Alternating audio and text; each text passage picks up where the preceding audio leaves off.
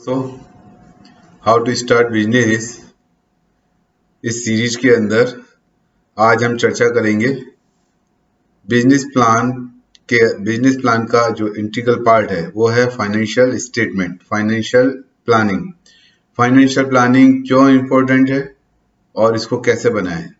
तो financial planning इसलिए जरूरी है, ये आपको ये बताएगा कि आपको पैसे की कब कब कहाँ कहाँ जरूरत पड़ेगी ये बिजनेस स्टार्ट करने के लिए, और क्या क्या इन्वेस्टमेंट आपको लगेगा कैपेक्स के लिए, जो भी आप कैपेक्स के लिए जा रहे हैं, कैपिटल आइटम्स के लिए, और ये पैसे का इंतजाम कहाँ से होगा, कैसे होगा, किस तरीके से होगा, और after certain period of time ये आपका बिजनेस कैसा दिखेगा, उसका EBITDA मार्जिन क्या होगा, उसका बैलेंस शीट कैसी दिखेगी, उसका पैट कैसे होगा, सारी चीजें हैं। तो ये बहुत ही जरूरी है और कोई भी इन्वेस्टर या आपके लिए भी ये बहुत जरूरी है। जब आप ये बिजनेस प्लान बनाते हैं तो उसमें फाइनेंशियल प्लानिंग किस तरह से की जाए जिससे मेरा बिजनेस प्रॉफिट में रहे, क्योंकि कोई भी बिजनेस करता है प्रॉफिट के लिए करता है और लॉन्ग टर्म गोल से करता है, तो उसका वैल्यू क्रिएशन करता है, उसके वैल्यूएशन के लिए करता है, उसकी एक एंटरप्राइज वैल्यू होती है। तो ये बिजनेस प्लान को अब हम समझेंगे कि बिजनेस प्लान को कैसे बनाया जाए और इसके क्या क्या हिस्से होते हैं। ठीक है, सो बिजनेस प्लान ये फाइनेंशियल प्लान के क्या क्या पार्ट्स होते हैं इसको हम समझेंगे। फाइनेंशियल प्लानिंग करने के लिए सबसे ज्यादा जरूरी है हमें सारा मटेरियल एक जगह ला करके रखना है और उसको फिर इनपुट करना है, इनपुट करने का प्रोसेस करना है, प्रोसेस करने का आउटपुट करना है। ठीक है, तो मैं आपको एक एक सिरे से बताता हूँ कि इसके पार्ट्स क्या हैं और इसको कैसे बनाया जाए।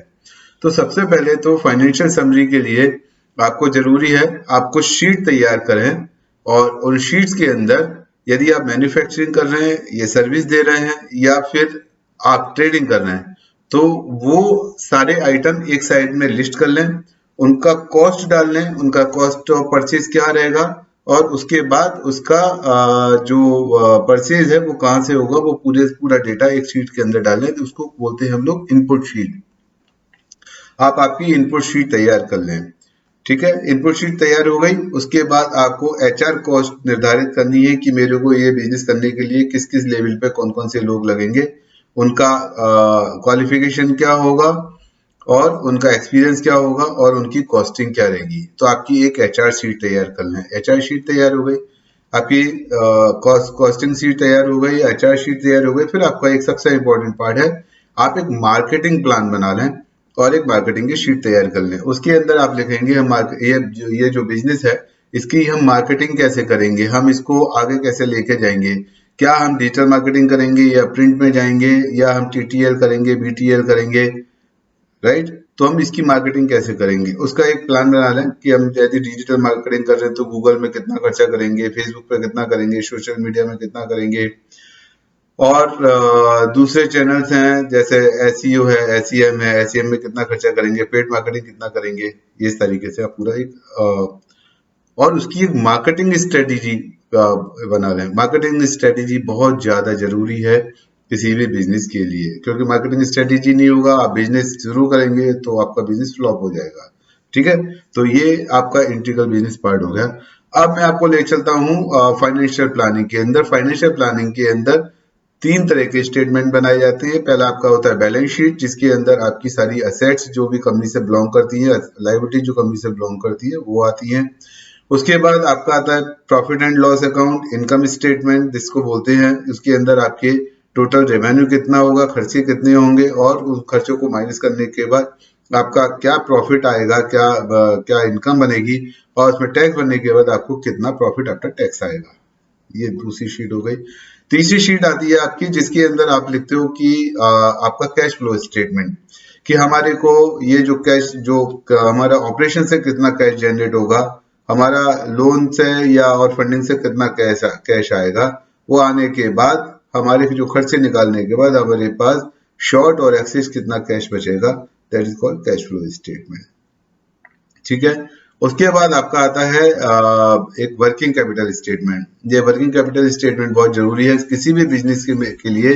वर्किंग कैपिटल होना लाजमी है और उसको बहुत ही केयरफुली बनाना चाहिए कि वर्किंग कैपिटल, मेरी वर्किंग कैपिटल साइकिल क्या होगी, मेरे सन्डी डेटर्स कितने होंगे, क्रेडिटर्स कितने होंगे, इन्वेंट्री क्या होगी, कैश कितना रहेगा, बैंक अकाउंट में बैलेंस कितना रहेगा, वो वर्किंग कैपिटल साइकिल आपकी बन गई। वर्किंग कैपिटल साइकिल के बाद आप और एक स्टेटमेंट बना सकते हैं और बनाना भी चाहिए, that is called ratio analysis. मेरा मार्जिन बैलेंस शीट रेशियो और कैश फ्लो रेशियोज उसके अंदर आते हैं। वो काफी सारे हैं, वो लंबा चैप्टर है, इसके लिए हम उसको बाद में डिस्कस करेंगे। सबसे पहले अब हमें समझना है कि हम बैलेंस शीट आइटम क्या क्या बनाएं, कैसे बनाएं। तो बैलेंस शीट में दो पार्ट, बैलेंस शीट के दो पार्ट रहते हैं। पहला पार्ट आता है आपका total sources of funds. Sources of fund में क्या होता है, आपका इक्विटी, जो आपके इन्वेस्टर्स हैं, जो आपके जिन लोगों ने कंपनी फॉर्म की है वो लेके आते हैं, ओनर्स फंड बोलते हैं उसको, वो ओनर्स कैपिटल बोलते हैं, वो एक रहता है। उसके बाद यदि आपका प्रॉफिट, आपका बिजनेस शुरू से चल रहा है कई सालों से, तो वो उसके अंदर ऐड हो जाता है, तो वो ओनर्स इक्विटी हो जाती है। उसके बाद आपका लॉन्ग टर्म लायबिलिटी कोई है तो वो उसके अंदर आता है। उसके बाद शॉर्ट टर्म लायबिलिटी यदि कुछ है तो शॉर्ट टर्म लायबिलिटी आती है। तो this is called total overall funding और यू कहते हैं सोर्स ऑफ फंड। उसके बाद एप्लीकेशन ऑफ फंड्स आता है जिसमें फिक्स एसेट्स आती है आपकी, लॉन्ग टर्म इन्वेस्टमेंट आते हैं आपके, और उसके बाद आपका शॉर्ट टर्म एसेट आती है। इसके अंदर आपका वर्किंग कैपिटल भी आ जाता है, जैसे इन्वेंट्री है, सन्डी डेटर्स हैं, और आपके cash in hand and bank balance आ जाता है, तो उसको बोलते हैं हम करेंट असेट्स। ये सारी चीजें आपकी बैलेंस शीट में आती हैं। प्रॉफिट एंड लॉस में आपके जो पार्ट्स हैं वो कॉस्ट ऑफ गुड्स सोल्ड आता है। कॉस्ट ऑफ गुड्स सोल्ड के बाद आपको दिखाना है नीचे, सबसे ऊपर आपको दिखाना है रेवेन्यू। रेवेन्यू आपका एक पार्ट आ गया। रेवेन्यू के अंदर सोर्सेज ऑफ रेवेन्यू, यदि 3-4 जगह से अलग अलग से रेवेन्यू आने वाला है तो आप उसको लिखेंगे कि भाई हमारे यदि 4 प्रोडक्ट है, सपोज आप रिटेल में हैं, आप कॉस्मेटोलॉजी में सेल कर रहे हैं, तो हमारे 4 प्रोडक्ट हैं। वो 4 प्रोडक्ट का आप लिखेंगे कि भाई product A B C D, इसका इतना सेल होगा, इतने नंबर ऑफ क्वांटिटी, जो आपने इनपुट शीट बनाई है वहां से फिगर उठ के आएगी और उसके अंदर वो सेल टोटल आ जाएगी। ठीक है, सेल आने के बाद रेवेन्यू, रेवेन्यू आएगा, रेवेन्यू का टैक्स कितना पे होगा, तो नेट ऑफ टैक्स रेवेन्यू आपके पास कितना बचा, यदि जीएसटी है या और कोई इनडायरेक्ट टैक्स है तो वो माइनस होने का आपको रेवेन्यू कितना बचा। उसके बाद उसका कॉस्ट ऑफ गुड्स सोल्ड कितना है, यदि आप परचेज कर रहे हो, ट्रेडिंग कर रहे हो, तो कितने में खरीदा उसको आपने, उसके वो फ्रेट कितना लगा, और उसको बेचने में डायरेक्ट खर्चा यदि कुछ है, डायरेक्ट कॉस्ट कुछ है, तो वो डायरेक्ट कॉस्ट उसके अंदर इंक्लूड करके कॉस्ट ऑफ गुड्स सोल्ड आ जाएगी। तो इसके बाद आपका ग्रॉस प्रॉफिट मार्जिन आ जाएगा। ग्रॉस प्रॉफिट मार्जिन आने के बाद आपको कॉर्पोरेट एक्सपेंसेस डालने हैं। उसके अंदर ट्रैवलिंग है, स्टाफ का ट्रैवलिंग है, डायरेक्टर्स का ट्रैवलिंग है, उसके अंदर आपका मार्केटिंग कॉस्ट है, कॉर्पोरेट का रेंटल्स है, तो कॉर्पोरेट एक्सपेंसेस आ जाती है। ये सब होने के बाद फाइनेंशियल कॉस्ट यदि कुछ है तो फाइनेंशियल कॉस्ट भी उसमें आ जाती है। उसके बाद आपका ये जो नीचे बैलेंस आएगा उसको हम बोलते हैं EBITDA मार्जिन। EBITDA मार्जिन मतलब earning before interest, tax, depreciation and appropriation. ये सब आने के बाद फिर उसके अंदर आपने इंटरेस्ट पार्ट यदि आपने बैंक से फंडिंग कराया हुआ वो आ जाएगा, और उसके बाद डेप्रिसिएशन है, ये सब करने के बाद अर्निंग बिफोर टैक्स आ जाएगा, ईबीटी, इसको बोलते हैं ईबीटी। ईबीटी के बाद आपने जो आया PBT, profit before tax, profit before tax भी बोलते हैं इसको, अलग अलग टर्मिनोलॉजी है। प्रॉफिट बिफोर टैक्स के नीचे आपने टैक्स कैलकुलेट किया, टैक्स कैलकुलेट करने के बाद उसको उसके नीचे पैट जो माइनस करने के बाद आया उसको बोलते हैं profit after tax, PAT, profit PAT आया। तो ये जो सारे पार्ट्स हैं आपके अपना बैलेंस शीट और profit and loss account and cash flow and working capital, ये काफी डिटेल में हम बाद में चर्चा करेंगे, अभी तो शॉर्ट में मैंने आपको बताया है। इसके अंदर एक चीज आपको ध्यान रखनी है, ये जो फाइनेंशियल प्लान बनाएंगे, ये फाइनेंशियल प्लान 5 साल के लिए बनता है। तो आप यदि आप पहले से बिजनेस में है तो हो सकता है आपके पास 1 साल का ऑडिटेड फिगर हो, या 1 साल, और आपके पास यदि आप करंट ईयर में बना रहे हैं तो 1 साल का आपके पास प्रोजेक्शन हो, और 3 साल का आपके पास एस्टिमेटेड फिगर हो। ठीक है, तो ये 5 साल का प्लान हो गया। यदि आप नया प्लान बना रहे हैं तो हो सकता है 5 साल का आपका 5 साल के लिए आपको एस्टिमेटेड प्लान बनाना पड़ेगा। इसके बाद आपको एक चीज और करनी है, जो ईयरली आप प्लान बना रहे हैं बिजनेस प्लान, उसको ईयरली फिगर डालने के बाद आपको उसको मंथली बनाना है कि मंथ में इसको हम कैसे ब्रेक करेंगे।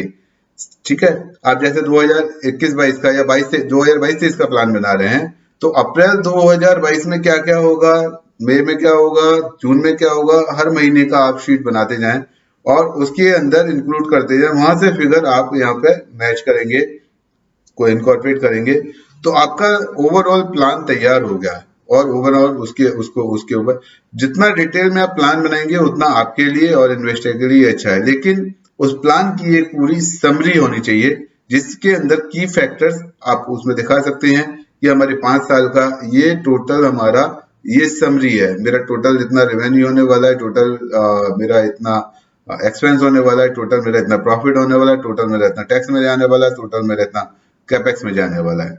ठीक है, ये सारी चीज आपने बना दी, उसके बाद आपका फाइनेंशियल प्लान तैयार है।